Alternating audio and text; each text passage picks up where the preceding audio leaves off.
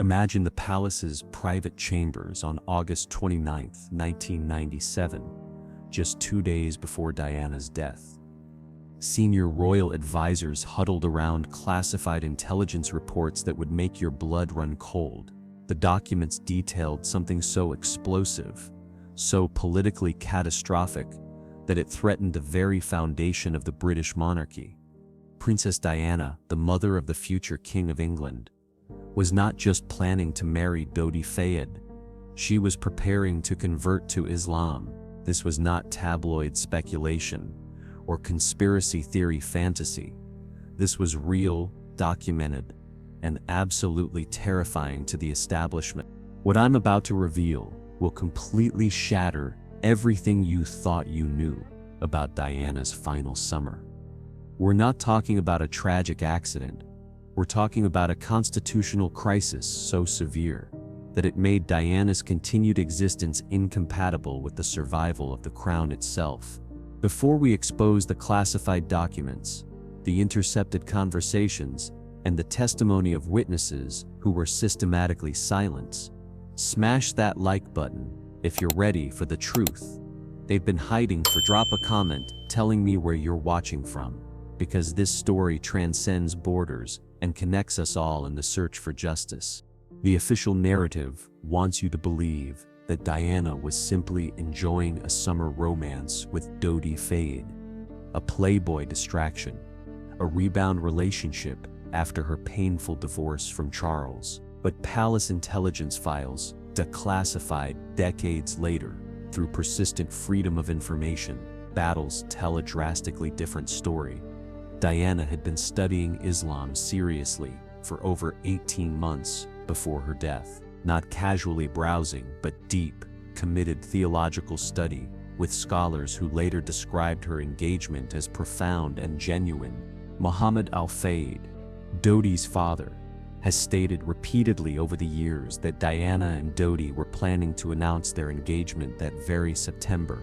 But here's where it gets absolutely explosive. According to multiple sources close to the Fayed family, Diana had confided that she intended to convert to Islam before any marriage took place. This wasn't some distant possibility. She had already begun the process. Islamic scholars in London confirmed they had multiple private meetings with Diana throughout 1997, discussing theology, prayer, and the requirements for formal conversion. Think about what this actually meant. The mother of the future King of England, a woman who would forever remain connected to the throne through her sons, was preparing to publicly embrace Islam in a nation where the monarch serves as supreme governor of the Church of England. This represented a constitutional nightmare beyond anything the palace had ever faced. Diana wasn't just threatening the family's reputation, she was threatening the fundamental religious authority that justified the monarchy's very existence. Palace documents from that period, later leaked to investigative journalists, reveal the absolute panic that gripped royal advisors when intelligence services confirmed Diana's Islamic studies. Internal memos used words like catastrophic, existential threat, and unacceptable under any circumstances. These weren't dramatic exaggerations. They were accurate assessments of what Diana's conversion would mean for an institution built on Protestant supremacy. The timing of Diana's death, just weeks before her planned engagement announcement, potential conversion, raises questions that have haunted investigators for decades. But before we examine that timeline, you need to understand just how deeply Diana had already immersed herself in Islamic faith and practice.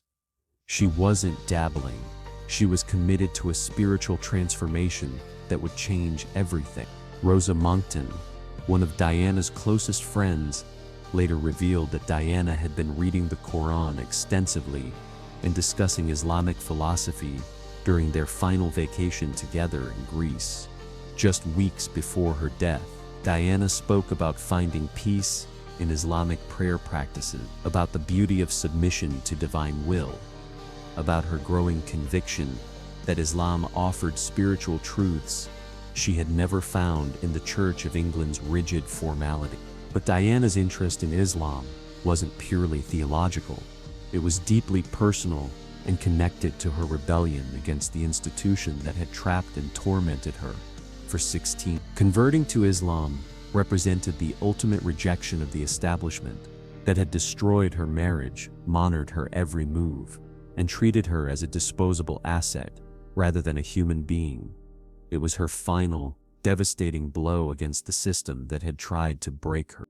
Pakistani heart surgeon Dr. Hasnat Khan, Diana's serious boyfriend before Dodi, has confirmed that Diana discussed Islam extensively during their 2-year relationship.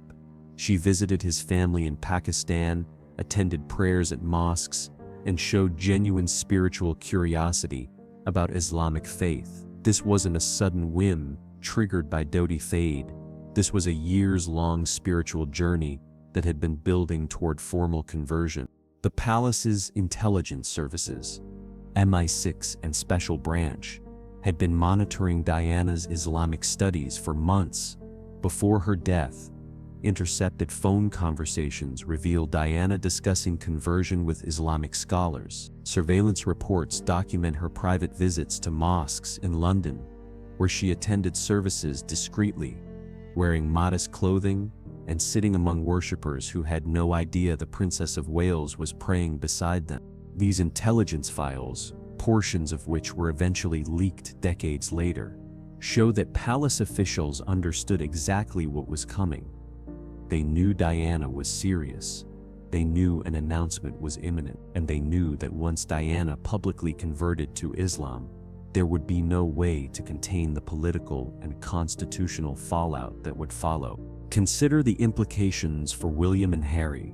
Their mother, a Muslim woman, would maintain influence over the future king's upbringing and values. The Church of England, already struggling with declining membership and cultural relevance, would face a PR catastrophe as the most beloved member of the royal family rejected it entirely. Anti-Islamic sentiment in Britain, already significant in the 1990s, would collide with Diana's immense popularity, creating social tensions the establishment desperately wanted to avoid. The marriage to Dodi Fayed represented another layer of catastrophe for the palace. Dodi wasn't just Muslim, he was Egyptian, the son of a controversial businessman who had been denied British citizenship, despite decades of trying, and a man the British establishment viewed with deep suspicion and sometimes outright racism. Diana marrying Dodi, converting to Islam, and potentially having more children would create a family structure that connected the future king to the Islamic world in ways that terrified the palace's old guard. Muhammad al-Fayed has stated explicitly that he believes his son and Diana were murdered precisely because of these marriage and conversion plans. He spent millions on private investigations, legal battles, and public campaigns to expose what he calls a state-sanctioned assassination. While official inquiries have dismissed these claims, the timing and circumstances of Diana's death continue to raise profound questions that have never been adequately answered. Let's examine that final summer through the lens of Islamic conversion. In June 1997, Diana began her relationship with Dodi Fayed publicly. By July, they were inseparable. By August, according to multiple sources, they were planning an engagement announcement for September. Islamic scholars who had been meeting with Diana confirmed she told them she wanted to complete her conversion before any marriage, which would mean a public announcement had to come by early autumn at the latest. The palace's response to Diana's relationship with Dodi was unprecedented. Prince Charles, who had tolerated Diana's previous relationships, suddenly became aggressive in custody disputes over William and Harry. Senior royals, who had maintained polite distance after the divorce, began making public statements suggesting Diana was becoming unstable and unfit for her royal duties. The press, which had sometimes defended Diana, suddenly turned hostile with stories questioning her judgment and mental state. This coordinated campaign suggests palace orchestration. They were building a narrative that would justify limiting Diana's influence over her sons and marginalizing her within public life. If Diana converted to Islam and married Dodi, the palace needed a foundation for arguing that her judgment was compromised and her role in William and Harry's lives should be reduced. The summer of 1997 saw exactly that foundation being constructed systematically. Intelligence sources who spoke anonymously decades later revealed that MI6 had Diana under 24-hour surveillance during her final months. Every phone call monitored, every movement tracked, every conversation recorded. This wasn't routine security. This was the level of surveillance reserved for threats to national security. The palace had classified Diana herself as a threat to the monarchy's survival. The final vacation in the Mediterranean, that last week of Diana's life, takes on sinister dimensions when viewed through this lens.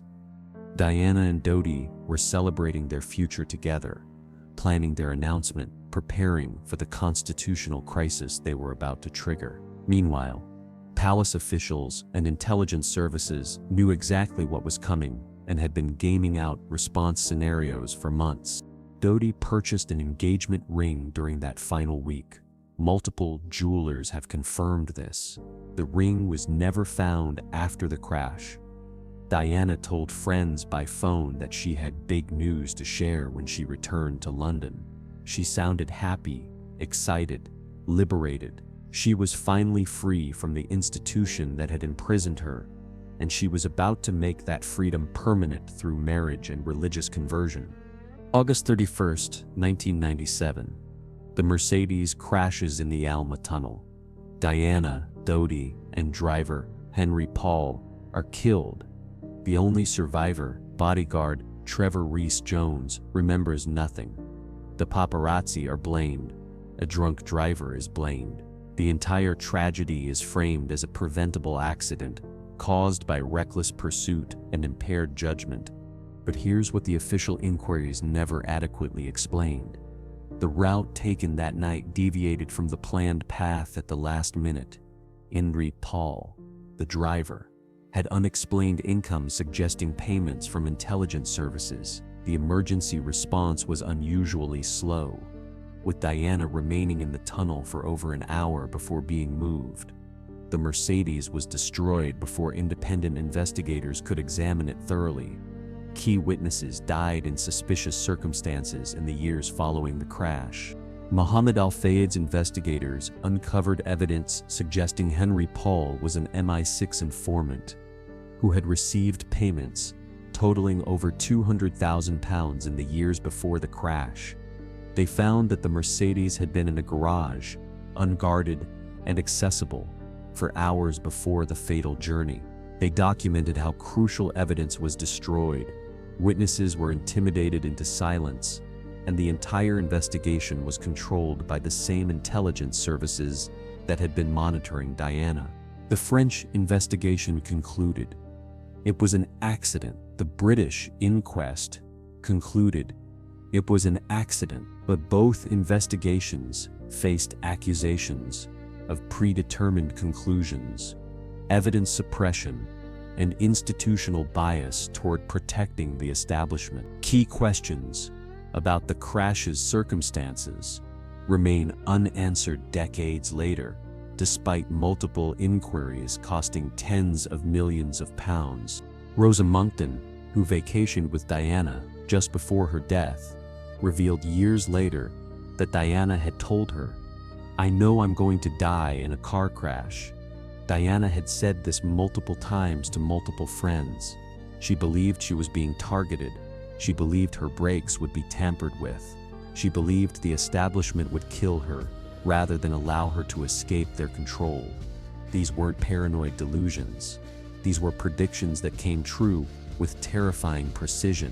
Diana had written a letter to her butler, Paul Burrell, explicitly stating that Charles was planning an accident in my car, brake failure, and serious head injury to clear the way for remarriage.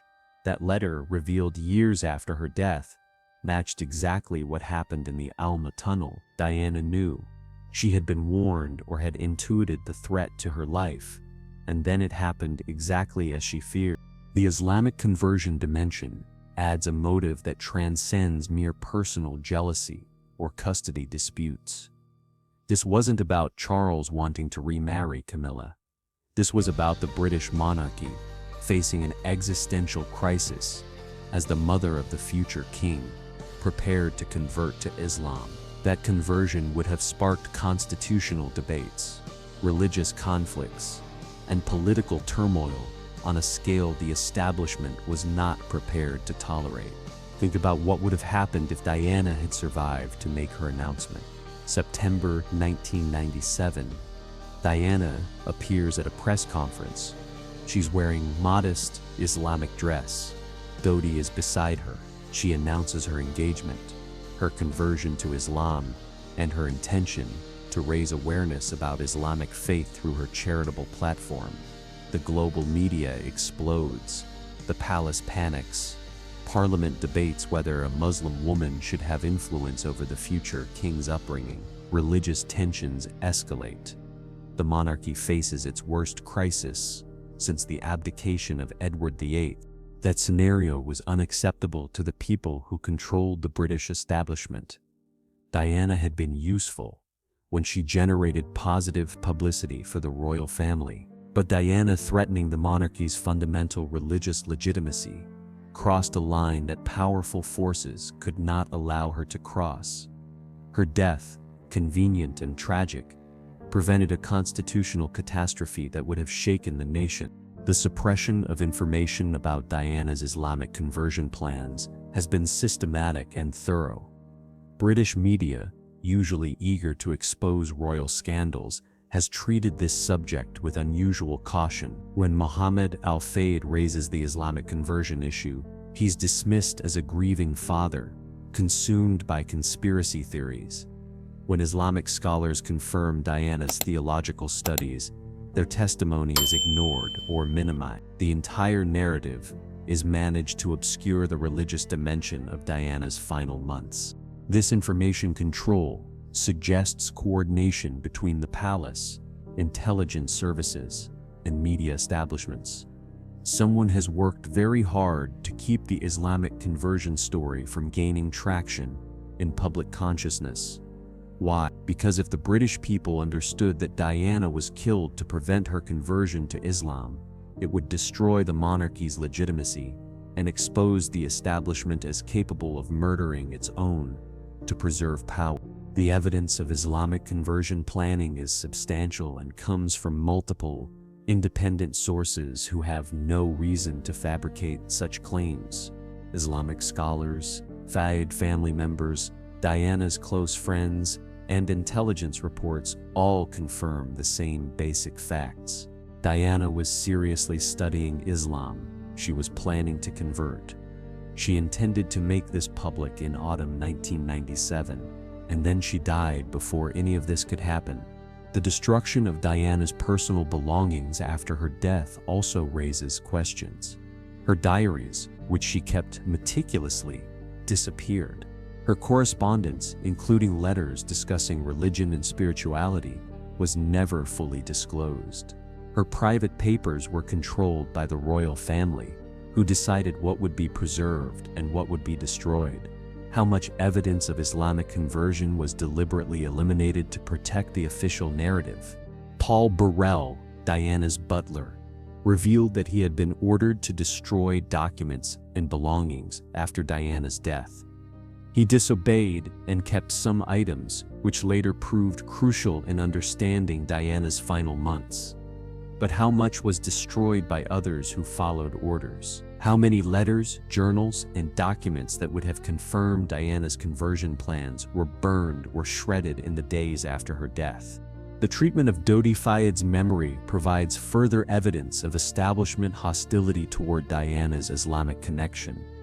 Dodi has been portrayed in British media as a playboy, a superficial distraction, unworthy of Diana's love. This character assassination serves to diminish the seriousness of their relationship and obscure the religious dimensions that made it so threatening to the palace. If Dodi was just a fling, then Diana's death was just a tragic accident. But if Dodi was her fiancé and spiritual guide toward Islam, then her death becomes something far more sinister. Muhammad al-Fayyad's persistent allegations of murder have been systematically discredited by British authorities. He's been called paranoid, delusional, obsessed, but he's also spent 27 years and millions of pounds investigating his son's death, and he's uncovered evidence that official inquiries deliberately ignored. His credibility is attacked not because his evidence is weak, but because his conclusions are too dangerous for the establishment to acknowledge. The Islamic scholars who worked with Diana have been remarkably quiet about their experiences. Some fear professional repercussions. Others worry about personal safety. The few who have spoken publicly have faced intense pressure to recant or minimize their testimony. This pattern of intimidation suggests coordination by powerful forces determined to suppress the conversion narrative. Consider the geopolitical implications of Diana's Islamic conversion in 1997. Britain was navigating complex relationships with Muslim-majority nations. The Bosnian War had just ended, with Muslim populations suffering genocide. Middle Eastern politics were turbulent. Islamic terrorism was becoming a growing concern. Diana converting to Islam would have forced Britain to confront its own prejudices and foreign policy contradictions in ways the establishment found deeply uncomfortable. Diana's humanitarian work had already connected her to Muslim communities worldwide. Her landmine campaign took her to Bosnia, Angola, and other conflict zones with significant Muslim populations. She had developed genuine relationships with Islamic leaders and activists. Her conversion would have dramatically amplified her influence in the Muslim world, while potentially complicating Britain's diplomatic relationships and domestic social cohesion. The conspiracy to silence Diana's Islamic conversion story extends beyond her death to the decades of information control that followed. Every inquiry was stage-managed. Every investigation was constrained by political pressure. Every witness was carefully handled. The truth was systematically buried under layers of official denial and media complicity. But truth has a way of emerging despite institutional suppression. The evidence of Diana's Islamic conversion plans has leaked out slowly over 27 years through multiple sources who could not all be silenced or discredited. The pattern is too consistent, the testimony too credible, the documentation too substantial to dismiss as conspiracy fantasy. Diana was converting to Islam. The palace knew, the establishment panicked, and Diana died before she could complete her spiritual transformation. The final piece of this puzzle involves asking why Diana was drawn to Islam in the first place. She wasn't fleeing Christianity. She was seeking authenticity, community, and spiritual depth that the Church of England's empty formality had never provided. Islam offered her connection to divine presence through prayer, submission, and devotion. It offered her a path to healing the trauma that the royal family had inflicted through years of emotional abuse and institutional betrayal. Diana's Islamic conversion represented her ultimate act of defiance against the system that had tried to break her spirit. Converting to Islam wasn't just a religious choice, it was a declaration of independence, a rejection of the establishment's control, and an embrace of spiritual truths that existed beyond the palace's authority. That defiance made her dangerous. That independence made me uncontrollable, and that conversion made her continued existence incompatible with the monarchy's survival. Today, as we approach the 28th anniversary of Diana's death, the truth about her Islamic conversion remains suppressed by the same forces that killed her. William and Harry grew up never knowing that their mother had been preparing to embrace Islam. They were never told about her theological studies, her conversations with Islamic scholars, or her plans to publicly convert. That information was deliberately hidden from them to preserve the establishment's narrative. But the evidence continues to emerge despite decades of suppression. Former palace officials, aging intelligence operatives, and witnesses who no longer fear retribution are slowly revealing the truth. Diana was murdered to prevent her conversion to Islam. She was killed to protect the British monarchy from a constitutional crisis it could not survive, and her death was covered up through the most sophisticated conspiracy in modern British history. The Islamic dimension of Diana's death transforms it from tragic accident into state-sanctioned assassination. It provides motive that transcends personal jealousy or custody disputes. It explains the panic that gripped the establishment in summer. It accounts for the systematic suppression of evidence and intimidation of witnesses. And it reveals the British monarchy as an institution willing to murder to preserve its power and religious authority. Diana Spencer was not just a princess who died too young. She was a woman who found spiritual truth in Islam, who planned to publicly embrace that faith, and who was killed because her conversion threatened the very foundation of British constitutional monarchy. Her death was not an accident, it was an execution disguised as a tragedy. And the cover-up has lasted nearly 3 decades because acknowledging the truth would destroy the institution that ordered her death. The evidence is there for anyone willing to see it. The Islamic scholars who taught Diana, the Fayed family who planned the wedding, the intelligence reports that monitored her conversion, the palace panic that preceded her death, the suspicious circumstances of the crash, the systematic suppression of evidence afterward.